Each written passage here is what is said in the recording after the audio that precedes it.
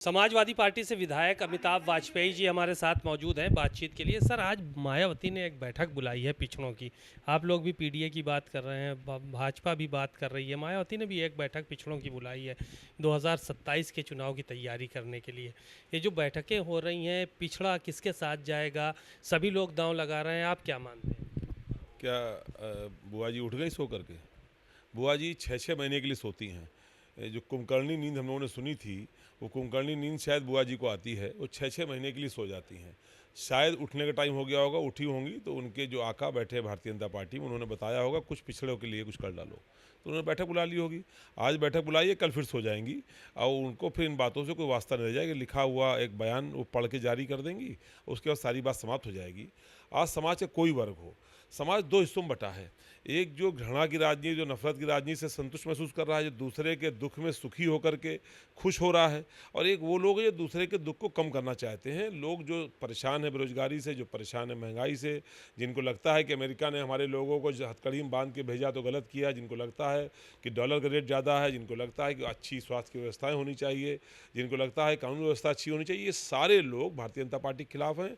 और वो सारे लोग जो भारतीय जनता पार्टी के खिलाफ हैं, ये उसके साथ खड़े होते हैं जो भारतीय जनता पार्टी के खिलाफ मजबूती से लड़ाई लड़ रहा है। और सबको पता है चूंकि वो लड़ाई उत्तर प्रदेश के अंदर सिर्फ और सिर्फ समाजवादी पार्टी लड़ रही है, इसलिए ऐसे कोई लोग किसी के झांसे में, भुलावे में और बैठक से अंतर नहीं पड़ने वाला। वो सारे लोग जो भारतीय जनता पार्टी के खिलाफ हैं, वो समाजवादी पार्टी के पक्ष में ही खड़े होने जा रहे हैं। 8 साल पूरे हो गए हैं सरकार के, कह रहे हैं 8 साल बेमिसाल हो गए योगी सरकार के। 7 साल ही बेमिसाल थे, जब 6 हुए तो 6 बेमिसाल थे। इनके सारे साल बेमिसाल हैं। और हम लोग सोचते हैं कि शायद उनका हो ये आखिरी सितम, ये सोच के हम सारे सितम सह गए। क्योंकि वो जो बेमिसाल है उस इसी बात पे बेमिसाल है कि उनके पास कोई मिसाल देने योग्य बात है ही नहीं।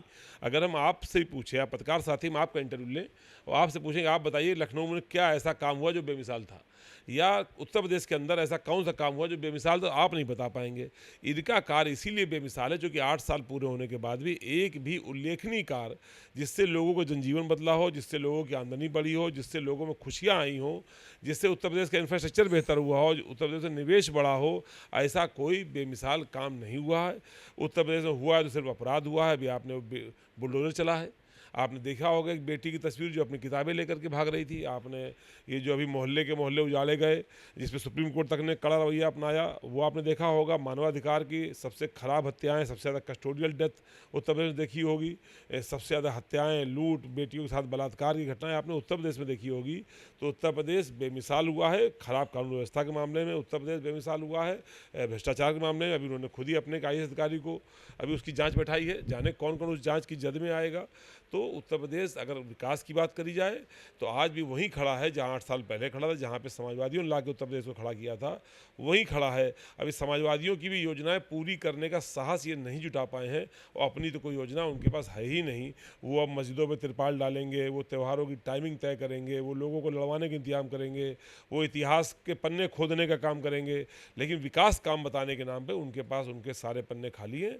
वो 8 साल बीते चाहे 18 साल, वो कुछ बताने की स्थिति में नहीं होंगे। नंद किशोर गुर्जर भारतीय जनता पार्टी से विधायक हैं, उनके कुर्ता उर्ता फाड़ डाला सब पुलिस ने। वहाँ पे वो कलश यात्रा निकाल रहे थे, चिट्ठी लिखी उन्होंने प्रदेश अध्यक्ष को कि कलश भी खंडित किया, और पुलिस के लोगों ने अभद्रता की। वैसे ही फटा कुर्ता पहने टहल रहे हैं, हर प्रोग्राम में जा रहे हैं। ये नंदकिशोर गुर्जर मुझे लगता है कि थोड़ा सा हटा हुआ केस है ये। क्योंकि पिछला कार्यकाल में याद है पहली बार विधायक हुए थे तो इन्होंने हाउस में आकर के अपनी व्यथा रखी थी। हाउस में एक विधायक ने खड़े होकर व्यथा रखी कि मेरे पिताजी को उठा के थाने ले गए और पुलिस ने रात भर मेरे पिताजी को टॉर्चर किया, और मेरे पिताजी ने आके मुझसे कहा कि बेटा तो विधायक नहीं होता तो कम से कम मेरी आज ये बेइज्जती नहीं होती। सारा सदन उद्वेलित हो गया। सारे विधायकों के अंदर मर्म जगा कि एक साथी विधायक के पिताजी के साथ ऐसी घटना हुई जो नहीं होनी चाहिए। पूरे सदन के विधायकों, लगभग 250 विधायकों ने उस दिन सदन में धरना दिया। अगर आपको याद हो, कुछ साल पहले की बात है, पूरे सदन में धरना दिया गया और गुर्जर जी पलट गए। अक्सर गुर्जर जी सदन के अंदर सरकार की चापलूसी और चाटुकारिता करते देखे जाते हैं। जब ये क्षेत्र में जाते हैं तो ये गौकसी की बात करने लगते हैं, ये अधिकारियों के खिलाफ भाषण देने लगते हैं, और जब सदन में आते हैं तो सरकार की चापलूसी करने लगते हैं। इसलिए गुर्जर जी के बारे में हमें लगता है कुछ कहना ठीक नहीं है। उनके विधायक हैं, उनका मसला है। जो उनकी बातें संज्ञान लेने योग्य हम लोग तो देख रहे हैं, जो वो कह रहे हैं हम भी कह रहे हैं। भ्रष्टाचार चरम पर है, अधिकारियों की तानाशाही चरम पर है, जातिवाद जो मुख्यमंत्री सजाती अधिकारी हैं वो अपने आप को ईश्वर का स्वरूप समझने लगे हैं। लेकिन जो गुर्जर जी की बात को सीरियसली नहीं ले पा रहे, इनकी बात को पहले सीरियस लेके हम लोगों ने धरना तक दिया है और गुर्जर जी की उसके बाद हम लोगों ने अनेक चापलूसी देखी है।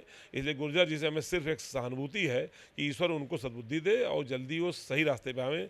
यदि सचमुच भाजपा इतनी खिलाफ है, भाजपा में इतना भ्रष्टाचार है, तो क्यों भाजपा में बने हुए हैं? भाजपा छोड़ें और अलग से आवें, तब देखा जाए उनकी बात सही है कि गलत है। समाजवादी पार्टी में आप शामिल करा लेंगे अगर वो आ जाए तो? नहीं, अभी तो देखना पड़ेगा नीतियाँ क्या हैं, उनकी नीतियाँ किधर हैं। अगर क्या उनकी नीतियाँ सबको साथ लेके चलने की हैं क्या वो सेकुलर विचारधारा के हैं क्या?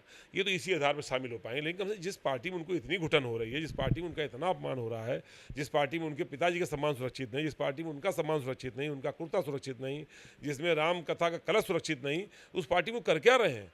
पहले उस पार्टी को तो छोड़ें, फिर देखा जाए उनकी विचारधारा क्या है। विचारधारा के आधार पर ही समाजवादी पार्टी में प्रवेश संभव होता है। शुक्रिया। आपने सुना अमिताभ वाजपेयी जी को, बहुत सारी बातें उन्होंने कहीं और कहा कि विचारधारा के आधार पे लोगों को पार्टी में शामिल कराया जाता है। अगर नंद किशोर गुर्जर की विचारधारा हम लोग देखेंगे, अगर वो इस लायक काबिल हैं, उनकी विचारधारा ठीक है तो उनको सपा में ले सकते हैं, लेकिन जहाँ पर उनका अपमान हुआ है पहले उस पार्टी को उन्हें छोड़ना चाहिए। कैमरामैन अरविंद कुमार के साथ सीमा नकवी, भारत समाचार, लखनऊ।